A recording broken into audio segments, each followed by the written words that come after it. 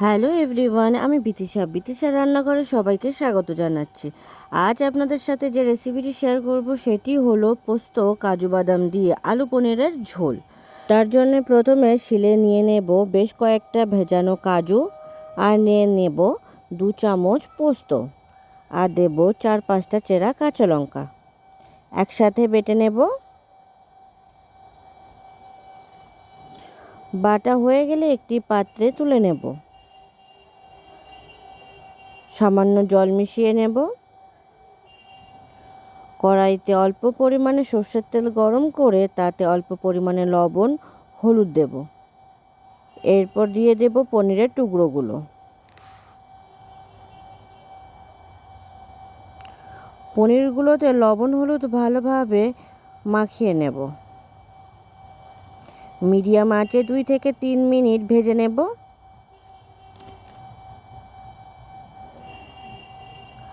হালকা লাল লাল হলে ভাজা পনিরগুলো তুলে নেব। গরম তেলে আলুর টুকরোগুলো দিয়ে দেব।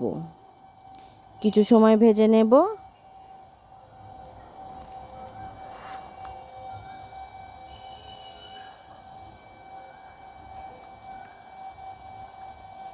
আলু ভাজা হলে ভাজা আলু তুলে নেব।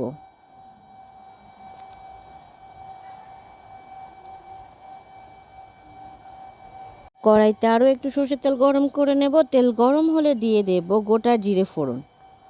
ফোড়ন ভাজা হলে দিয়ে দেব টমেটো কুচি, আর দেব 5-6টা চেরা কাঁচা লঙ্কা।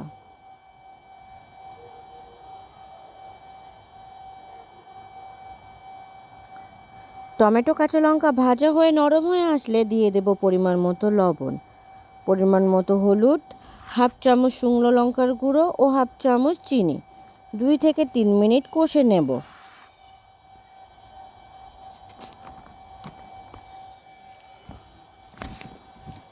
টমেটো নরম হয়ে আসলে দিয়ে দেব পোস্ত কাজু বাদাম বাটা। কিছু সময় কষে নেব।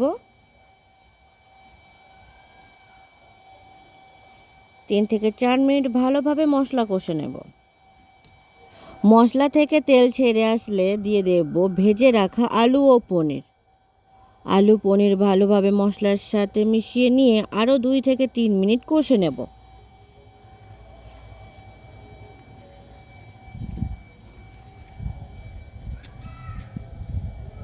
এরপর দিয়ে দেব পরিমাণ মতো জল। ঝোল নেড়ে চেড়ে নেব। ঢাকা দিয়ে ফুটতে দেব।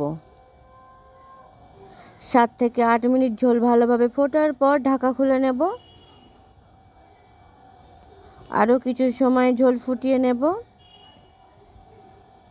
মাঝে মাঝে ঝোল নেড়ে চেড়ে দেখে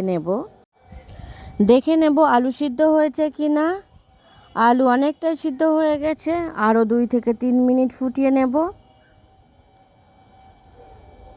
আলু ভালোভাবে সিদ্ধ হয়ে গেছে, ঝোলও ভালোভাবে ফুটছে।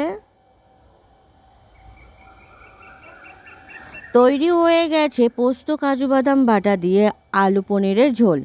ভিডিওটি কেমন হয়েছে অবশ্যই কমেন্ট করে জানাবেন। আর ভিডিওটি যদি আপনাদের ভালো লাগে তাহলে আমার চ্যানেলটিকে সাবস্ক্রাইব করতে একদম ভুলবেন না। ধন্যবাদ।